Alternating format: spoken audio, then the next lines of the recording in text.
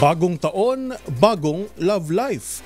Bukod sa mga paputok at pag-iingay upang maitaboy ang malas sa pagpasok ng 2025, mayroon pang ibang inaabangan ang mga Pilipino, lalo na ang mga single. Trending kasi muli ang pagkain ng 12 ubas sa ilalim ng lamesa, kasabay ang wish na mapalitan na ang status from single to in a relationship ngayong 2025. Ang kumasa sa trend na yan at paano nga ba ito nagsimula? Alamin sa report ni Rovic Manuel.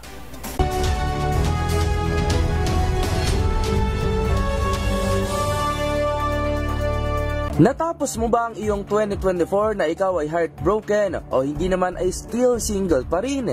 Nako, kaya naman sa pagpasok ng 2025, marami muli ang nakisabay sa social media trend na pagkain ng ubas sa ilalim ng mesa pagsapit ng alas 12 ng hating gabi ng January 1. Ang paliwanag dito, matutupad umano ang iyong wish na mahanap mo na ang iyong special someone or you will be in love again this 2025 kung kakain ka ng 12 ubas o katumbas ng 12 buwan sa isang taon.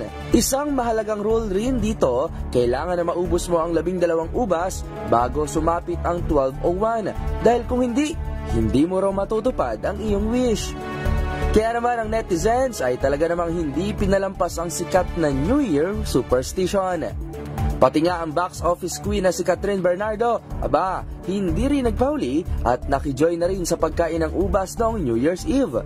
Ang paniniwala sa swerteng hatid ng pagkain ng ubas na ito ay maaaring nagugat sa tradisyon ng mga Espanyol. Isa itong sikat na tradisyon sa Spain kung saan isinasabay sa kampana ng orasan sa Puerto de Sol sa Madrid o ang Campañadas en la Puerta de Sol ang pagkain ng 12 ubas upang mamanifest ang good luck o swerte sa buong taon. Pero ano pa man ang mga pamahiin na ito na ginagawa sa kada pagpasok ng bagong taon, nakasalalay pa rin sa ating mga palad ang mga magagandang bagay na nais natin mangyari sa ating mga buhay.